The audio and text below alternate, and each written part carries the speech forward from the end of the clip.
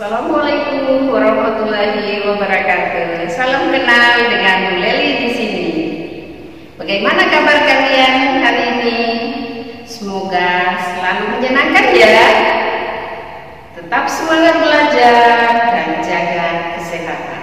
Pada kesempatan kali ini kita akan belajar bersama bab 1 dengan tema objek IPA dan pengamatannya, dengan subtema penyelidikan IPA.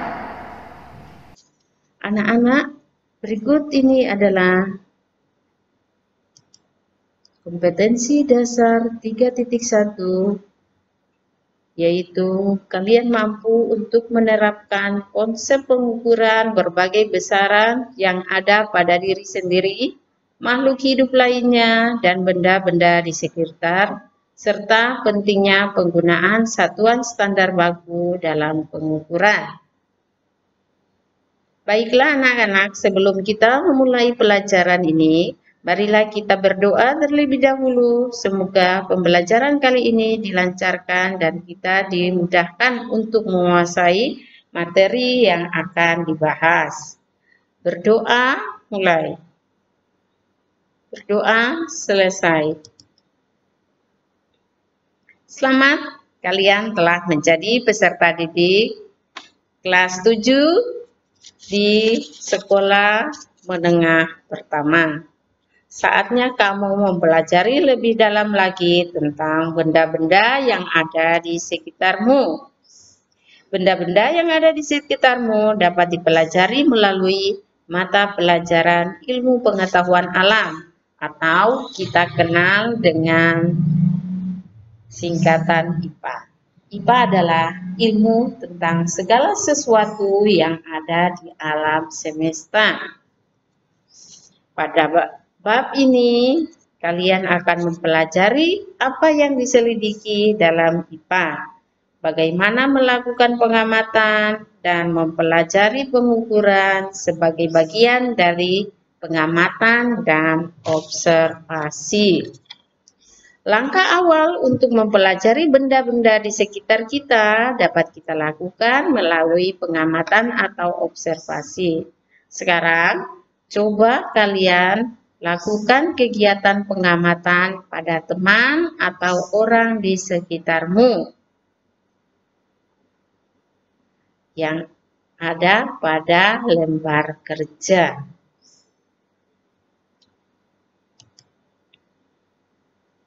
Baiklah anak-anak, kita masuk pada subtema yaitu penyelidikan IPA.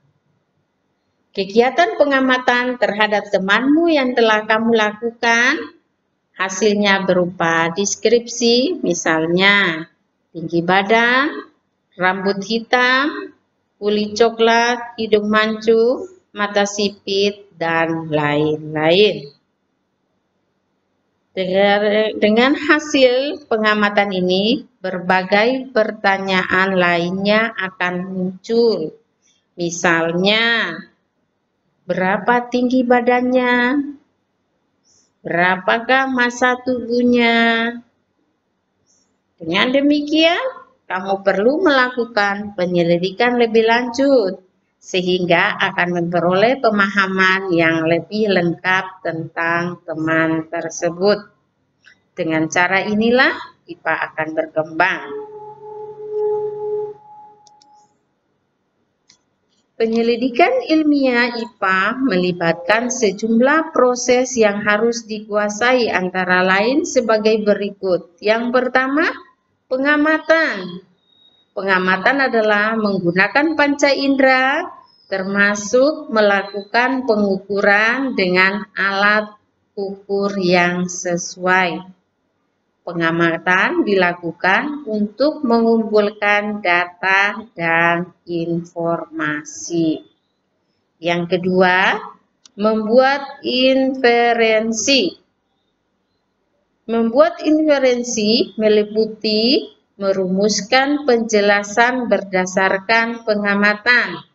Penjelasan ini digunakan untuk menemukan pola-pola atau hubungan antar aspek yang diamati dan membuat perkiraan. Yang ketiga, proses mengkomunikasikan. Nah, di sini kegiatannya adalah mengkomunikasikan hasil penyelidikan baik lisan maupun tulisan. Hal yang dikomunikasikan termasuk data yang disajikan dalam bentuk tabel, grafik, bagan, dan gambar yang relevan.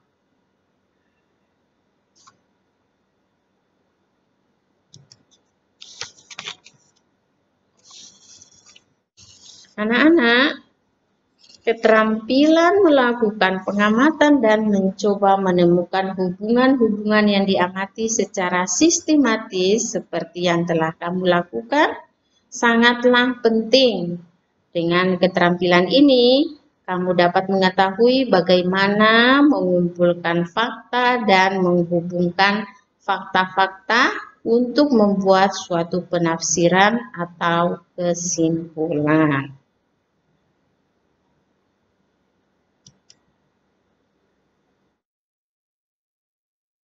Melalui ilustrasi berikut, kamu akan mengetahui tentang kegunaan belajar IPA di dalam kehidupan sehari-hari. Pertama, dengan belajar IPA, kamu mampu memahami berbagai hal di sekitar kita. Misalnya, mengapa matahari bersinar? Kegunaan yang kedua yaitu menyelesaikan masalah. Misalnya, bagaimana mendapat air bersih dari air yang keruh. Kemudian yang ketiga, dengan belajar IPA, kamu mampu berpikir logis dan sistematis. Misalnya, jika datanya seperti ini, apa kesimpulannya? Kemudian yang keempat, dengan belajar IPA, kamu mampu untuk meningkatkan kualitas hidup. Misalnya, apakah bunga ditanam akan tumbuh? Dari melalui pertanyaan seperti ini, kita dapat pelajari semuanya dalam ilmu pengetahuan alam dan mencoba untuk melakukan pengamatan dan percobaan untuk menyelesaikan setiap pertanyaan yang ditanyakan dengan mencari solusi dan pemecahan masalahnya. Anak-anakku, objek IPA tidak hanya sebatas pengamatan pada teman dan lingkungan sekitarmu saja. Objek yang dipelajari dalam IPA meliputi seluruh benda di alam dengan segala interaksinya untuk dipelajari pola-pola keteraturannya. Objek tersebut dapat berupa benda yang sangat kecil atau renik, misalnya virus, bakteri, bahkan partikel-partikel penyusun atom.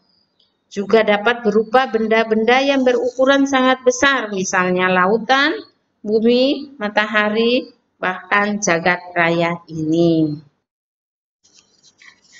Dari 3 gambar ini menunjukkan berbagai benda hidup dan tingkatannya yang dapat dijadikan objek pengamatan dalam ilmu pengetahuan alam. Demikianlah pembelajaran kita hari ini. Semoga bisa dipahami dan bermanfaat bagi kita dalam kehidupan sehari-hari. Dan anak-anak, kita akan ketemu lagi pada pertemuan selanjutnya dengan tema pengurang. Sekian, terima kasih. Wassalamualaikum warahmatullahi wabarakatuh.